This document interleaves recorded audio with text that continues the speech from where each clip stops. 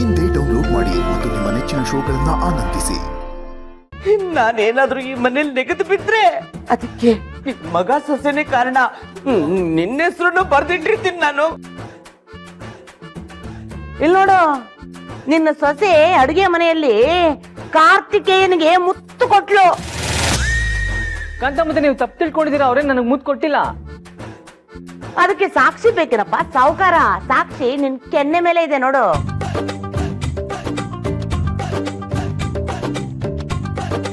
ಮುತ್ತು ಕೊಟ್ಟಿಲ್ಲ ಅಂದ್ರೆ ಮೇಡಮ್ಮರ್ ಮೂಗಿನ ಮೇಲೆ ಹತ್ತಿದ ಹಿಟ್ಟು ನಿನ್ನ ಕೆನ್ನೆ ಮೇಲೆ ಹೆಂಗ್ ಬಂತು?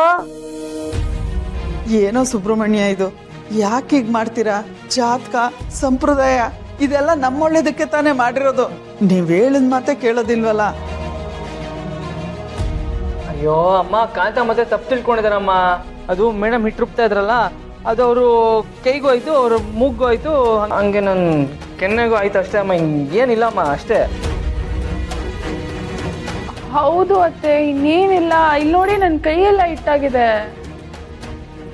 ಹಿಟ್ಟಾಗಿರೋದು ನಿಮ್ಮ ಕೈ, ಆದ್ರೆ ಆ ಹಿಟ್ಟು ಸಾಹೇಬ್ರ ಕೆನ್ನೆ ಮೇಲೆ ಹೆಂಗ್ ಬಂತು ಅದನ್ನ ನಾನು ಹೇಳ್ತೀನಿ. ಲೇ ವಿಶಾಲು, ಬರ ಇಲ್ಲಿ. ಅವ್ರ ಇಬ್ರು ಅಡಿಗೆ ಮನೆಯಲ್ಲಿ ಹಿಂಗಿದ್ರು ಕಡೆ. ಅದನ್ನ ಮಾಡ್ತಿದ್ರೆ ಅತ್ತೆ ಆಗಿದ್ದಾಯ್ತು, ಬಿಟ್ಬಿಡಿ. ಅಕ್ಕ, ಏನು ಆಗಿಲ್ವೇ? ತಪ್ಪು ಮಾಡಿದೆ ಹಿಂಗೆಲ್ಲ ಹೇಳಿದ್ರೆ ಏನಕ್ಕೆ ಸಹಿಸ್ಕೊಳ್ಳಿ ನಾನು? ಹೌದೌದು, ನೀವಿಬ್ರು ತಪ್ಪು ಮಾಡೋ ತನಕ ನಾನು ಕಾಯ್ಕೊಂಡು ಕೂತಿರ್ತೀನಿ. ನನ್ನ ಗೊಟಕ್ ಕನ್ಸ್ಬಿಡ್ತೀರಾ ನೀವೆಲ್ಲ ಸೇರ್ಕೊಂಡು. ಕೊಂದು ಬಿಡ್ತಾರೆ ಈ ಮನೆಯಲ್ಲಿ ಎಲ್ಲರೂ ಸೇರ್ಕೊಂಡು. ಈ ಕಾಂತಮ್ಮನ್ನ ಕೊಂದು ಬಿಡ್ತಾರೆ. ಅನಂತ ಶೇನ, ಪದ್ಮನಾಭ, ಇಲ್ಲಿ ನೋಡಿ, ನಿಮ್ ಮಗ ಸೊಸೆ ಇಬ್ರು ಸೇರ್ಕೊಂಡು ನನ್ನನ್ನ ಕೊಲ್ತಾ ಇದ್ದಾರೆ. ಇವರಿಬ್ರು ಮುತ್ತು ಕೊಟ್ಕೊಂಡ್ರು. ನಾನ್ ಮೂರ್ಛೆ ಹೋಗ್ತೀನಿ, ನಾನ್ ಸತ್ತೋಗ್ಬಿಡ್ತೀನಿ. ಅನಂತ ಶೇನ, ಪದ್ಮನಾಭ, ಮಾತಾಡಿ. ಈ ಮನೆಯಲ್ಲಿ ಇದನ್ನೆಲ್ಲ ಸಹಿಸ್ಕೋಬೇಕಾ ನಾನು? ರೀ, ಏನ್ ಸುಮ್ನೆ ನಿಂತಿದ್ದೀರಲ್ಲ? ಕೇಳ್ತಾ ಇದ್ದಾರಲ್ಲ, ಮಾತಾಡಿ.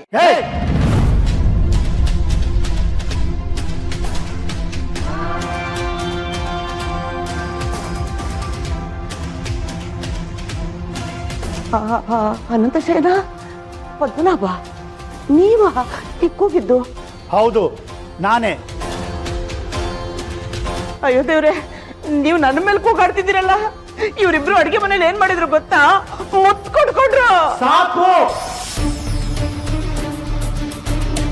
ನೀನು ಒಂದು ಮಾತು ಯಾರ ಬಾಯಿಂದ ಆಚೆ ಬರಬಾರ್ದು.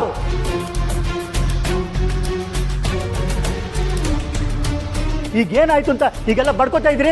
ನನ್ನ ಮಗ ಅವನ ಹೆಂಡತಿಗೆ ಮುತ್ತು ಕೊಟ್ಟ, ಅಷ್ಟೇ ತಾನೇ, ಬೇರೇನಿಲ್ಲ ತಾನೆ?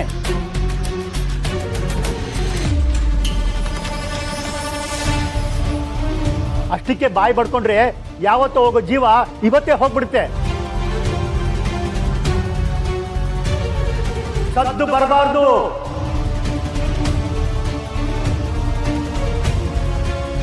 ರಾವಣಿ ಮೊರೆ, ನೀವು ಅಡ್ಗೋಗಿ. ವಿಶಾಲು, ಲೇ ಧನಲಕ್ಷ್ಮಿ, ನಿನಗೆ ಬೇರೆ ಹೇಳ್ಬೇಕನೆ, ಹೋಗಿ ಅವಳಿಗೆ. ಅಲ್ಲ ರೀ, ಅದು ಹೋಗು ಅಂತ ಹೇಳಿದ್ನಲ್ಲ.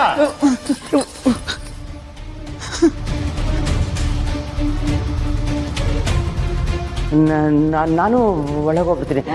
ಮನೆ ಶಾಂತವಾಗಿರ್ಲಿ,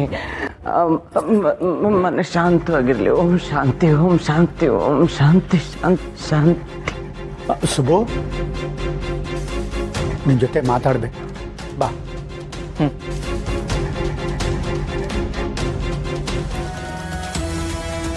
ಮಗನೆ, ನಾಳೆನೋ ನಾಡಿದ್ದು ನಂದಿನಿ ಅಮ್ಮವ್ರನ್ನ, ಪೃಥ್ವಿನ ಬೇರೆ ಕಡೆ ಶಿಫ್ಟ್ ಮಾಡಬೇಕು. ಅದಕ್ಕೆ ಬೇರೆ ವ್ಯವಸ್ಥೆನೂ ಮಾಡಿದ್ದೀನಿ, ಬೇರೆ ಮನೆನೂ ನೋಡ್ಬಿಟ್ಟಿದ್ದೀನಿ ಕಣೋ. ಅಲ್ಲ, ಈಗ ಇದ್ದಕ್ಕಿದ್ದಂಗೆ ಇಷ್ಟು ಅರ್ಜೆಂಟಲ್ಲಿ ಯಾಕಪ್ಪ? ಬೇರೆ ದಾರಿ ಇಲ್ಲ ಮಗನೇ. ನನಗೆ ಸಿಕ್ಕಿರೋ ಇನ್ಫಾರ್ಮೇಶನ್ ಪ್ರಕಾರ ಆ ವಿಜಯಾಂಬಿಕಾ ರಾಮಪುರಕ್ಕೆ ಬರ್ತಾ ಇದ್ದಾಳೆ. ಅಲ್ಲಿಗೆ ಬಂದು ಪೃಥ್ವಿನೂ ಅಮ್ಮವ್ರನ್ನ ಅಟ್ಯಾಕ್ ಮಾಡೋ ಸಾಧ್ಯತೆ ಇದೆ ಕಣೋ. ಹೌದಾ? ಆದರೆ ಈ ವಿಷಯ ಎಲ್ಲ ನಿನಗೆ ಹೆಂಗೆ ಗೊತ್ತಾಯ್ತು? ಅದ್ರ ಬಗ್ಗೆ ನೀನು ತಲೆ ಕೆಡ್ಸ್ಕೊಬೇಡ ಕಣೋ. ಒಂದಷ್ಟು ಕಡೆ ನನಗೆ ಮಾಹಿತಿ ಕೊಡೋ ಒಂದಷ್ಟು ಜನ ಇದ್ದಾರೆ ಕಣೋ. ಆದರೆ ಈಗ ನಾವು ಯೋಚನೆ ಮಾಡಬೇಕಾಗಿರೋದು ನಂದಿನಿ ಅಮ್ಮವ್ರ ರಕ್ಷಣೆ ಬಗ್ಗೆ. ನಾನು ನಂದಿನಿ ಅಮ್ಮವ್ರಿಗೆ ಹೇಳಿ ಬಂದಿದ್ದೀನಿ. ನೀನು ಅಷ್ಟೇ ನಾಡಿದ್ದು ಅಲ್ಲಿ ಬಂದ್ಬಿಡಪ್ಪ. ನಾಡಿದ್ದು ಯಜಮಾನ್ರ ಜೊತೆ ಜಾಗ ನೋಡೋಕೆ ಹೋಗ್ತಾ ಇದ್ದೀನಪ್ಪ. ಅವರೊಂದು ರೆಸಿಡೆನ್ಷಿಯಲ್ ಸ್ಕೂಲ್ ಕಟ್ಸ್ಬೇಕು ಅಂತಿದ್ರಲ್ಲ, ಆ ಜಾಗ ನೋಡೋಕ್ಕೆ ಹೋಗ್ತಾ ಇರೋದು. ನಾನು ಅದನ್ನು ಮುಗಿಸ್ಕೊಂಡು ರಾಮಪುರಕ್ಕೆ ಬರಲ್ಲ. ಅಯ್ಯೋ, ಯಜಮಾನ್ರ ಕೆಲಸಕ್ಕೂ ಇಲ್ಲ ಅಂತ ಹೇಳೋಕ್ಕಾಗಲ್ಲ, ನಂದಿನಿ ಅವ್ರ ಕೆಲಸಕ್ಕೂ ಬರಲ್ಲ ಅಂತ ಹೇಳೋಕ್ಕಾಗಲ್ಲ. ಸರಿಯಪ್ಪ, ನೀನು ನಿನ್ನ ಕೆಲಸನ ಮುಗಿಸ್ಕೊಂಡೇ ಬಾ. ಯಾಕಂದರೆ ನಾವು ಮನೆಯೆಲ್ಲ ಖಾಲಿ ಮಾಡಿ ಹೊರಡೋ ಅಷ್ಟರಲ್ಲಿ ಮಧ್ಯಾಹ್ನ ಆಗುತ್ತೆ.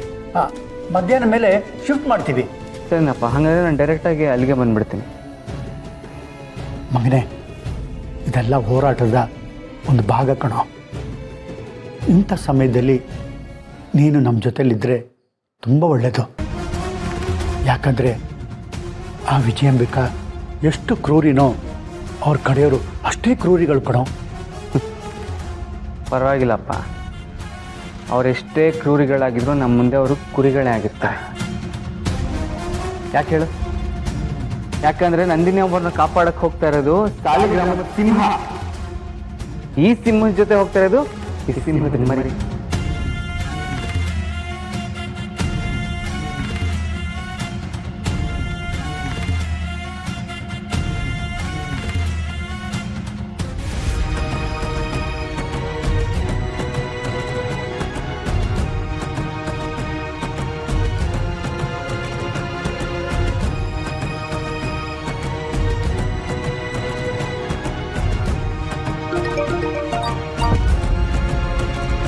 ಹೇಳಿ ಮೊರೆ. ಏ ಸುಬ್ಬು, ಅಮ್ಮ ಅಲ್ಲ ಕಣೋ, ಅತ್ತೆ ನಾನೀಗ. ನಾನು ನಿಮ್ಮನ್ನ ಅತ್ತೆ ಅಂತಾನೆ ಕರಿಬೋದು, ಆದರೆ ಮನೇಲಿ ಯಾರಾದರೂ ನಿಮ್ಮನ್ನ ಅತ್ತೆ ಅಂತ ಕರಿತಿರೋದು ಕೇಳಿಸ್ಕೊಂಡ್ರೆ ಸುಮ್ಮನೆ ಡೌಟ್ ಪಡ್ತಾರೆ. ಅದು ಅಲ್ಲದೆ ವರ್ಷದಲ್ಲಿ ನೀವು ನನಗೆ ಅತ್ತೇನೆ, ಆದರೆ ನೀವು ಸಾಲಿಗ್ರಾಮದ ಮನೆ ಓಡ್ತಿ. ನನಗೆ ಮಾತ್ರ ಅಲ್ಲ, ನಿಮ್ಮೂರವ್ರಿಗೆ, ನಮ್ಮ ಮನೆಯವ್ರಿಗೆ ಎಲ್ರಿಗೂ ನೀವು ತಾಯಿ ಸಮಾನನೇ. ಅದಕ್ಕೆ ನಂದಿನಿ ಅಮ್ಮ ಅಂತಾನೆ ಕರೆದೆ. ಆಯ್ತಪ್ಪ, ನಿನ್ನ ಸಂತೋಷ, ಹಾಗೆ ಕರಿ. ಅಂದಹಾಗೆ ಸುಬ್ಬು, ನಾನು ನಿನ್ನ ಹತ್ರ ಒಂದು ಮುಖ್ಯವಾದ ವಿಷಯ ಹೇಳಬೇಕಿತ್ತು. ಹೇಳಿ ಮೊರೆ. ಸುಬ್ಬು, ನನಗೆ ವಿಜಯಾಂಬಿಕಾ ಬಗ್ಗೆ ತುಂಬ ಚೆನ್ನಾಗಿ ಗೊತ್ತು. ಅವಳು ಸೋಲು ಅಂತ ಸಂದರ್ಭ ಬಂದರೆ ಅವಳು ಯಾರನ್ನಾದರೂ ಸಾಯಿಸ್ತಾಳೆ ಹೊರತು ತನ್ನ ಸೋಲನ್ನು ಮಾತ್ರ ಅವಳು ಯಾವತ್ತೂ ಒಪ್ಕೊಳ್ಳೋದಿಲ್ಲ ಅಂತ ಕೆಟ್ಟ ಹೆಂಗಸು ಅವಳು. ಹೌದು ಅಮ್ಮೋರೆ, ವಿಜಯಾಂಬಿಕಾ ಯಾವಾಗ ಯಾವ ಥರ ಬೇಕಂದ್ರೆ ಯೋಚನೆ ಮಾಡ್ಬೋದು. ಸುಬ್ಬು, ನಾನು ಇನ್ನೂ ತಡ ಮಾಡ್ತಾ ಹೋದರೆ ನಾನು ಅಂದ್ಕೊಂಡಿದ್ದೆನ ನಾನು ಸಾಧಿಸೋದಕ್ಕಾಗಲ್ಲ. ಈಗಾಗಲೇ ನನ್ನ ಗಂಡನಿಗೆ ಯಾವತ್ತೂ ನನ್ನ ಮುಖ ನೋಡಬಾರ್ದು ಅಂತ ಅನಿಸಿದೆ. ಯಾವತ್ತೂ ನನ್ನ ಹೆಸರನ್ನು ಕೇಳಬಾರ್ದು ಅಂತಲೂ ಅನಿಸಿರುತ್ತೆ.